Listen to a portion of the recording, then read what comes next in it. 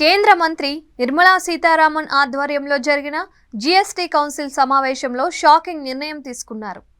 Second hand కార్లపై ఉన్న జీఎస్టీని 12 నుంచి 18% పెంచారు. కేంద్ర ఆర్థిక మంత్రి నిర్మలా సీతారామన్ ఆధ్వర్యంలో జైసల్మేర్లో డిసెంబర్ 21న జీఎస్టీ కౌన్సిల్ సమావేశం జరిగింది. ఈ సందర్భంగా పలు వస్తువులపై ఉన్న జీఎస్టీ స్లాబులను పెంచుతూ నిర్ణయం తీసుకున్నారు. పాప్కార్న్ నుంచి పాత కార్ల వరకు వర్తింపజేశారు.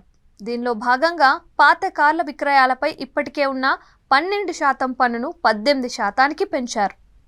నిబంధనల ప్రకారం 1200 సీసీ కంటే ఎక్కువ ఇంజిన్ సామర్థ్యం, 4000 mm కంటే ఎక్కువ పొడుగైన పెట్రోల్ కార్లు, 1500 సీసీ కంటే ఎక్కువ ఇంజిన్ సామర్థ్యం, 4000 mm కంటే పొడుగైన డీజిల్ కార్లతో పాటు ఎలక్ట్రిక్ కార్లపై కూడా ఇప్పటి వరకు 12% జీఎస్టీ వసూలు చేస్తున్నారు.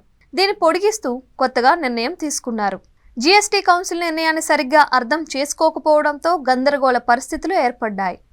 పాత కార్లపై 18% పన్ను వసూలు చేస్తారు అన్నది నిజమే. అయితే వ్యక్తిగతంగా కార్లను విక్రయించిన వారికి వర్తించదు. కేవలం పాత కార్లను అమ్మే డీలర్లపైనే పడుతోంది. అంటే ఒక వ్యక్తి మరో వ్యక్తికి తన కారును విక్రయిస్తే ఎలాంటి పన్ను కట్టాల్సిన అవసరం లేదు. అమ్మేవారు కొనేవారికి కూడా నిబంధన వర్తించదు. కానీ సెకండ్ హ్యాండ్ కార్లను అమ్మే డీలర్ల నుంచి వాహనాన్ని కొనుగోలు చేస్తే మాత్రం తప్పనిసరిగా కట్టాలి. పాత కారును విక్రయించినప్పుడు వచ్చిన లాభంపైనే డీలర్లు జీఎస్టీ కట్టాల్సి ఉంటుంది. అంతేకాని ఆ కారును అమ్మిన మొత్తంపై కాదు. ఉదాహరణకు ఒక వ్యక్తి 10 లక్షల రూపాయలకు కారును కొనుగోలు చేశాడు. కొంతకాలం వాడిన తర్వాత దాన్ని 8 లక్షల రూపాయలకు ఒక డీలర్కు విక్రయించాడు. అనంతరం డీలర్ ఆ కారును 9 లక్షల రూపాయలకు మరో వ్యక్తికి అమ్మాడు అనుకుందాం. ఆ సమయంలో డీలర్కు వచ్చిన లాభం 1,00,000 రూపాయలపైనే 18% జీఎస్టీ కట్టాలి. ఒకవేళ ఆ కారును కొనడానికి ఎవ్వరూ ఆసక్తి చూపడం లేదు. దీంతో డీలర్ దాన్ని 8 లక్షల కంటే తక్కువకు అమ్మేశాడు.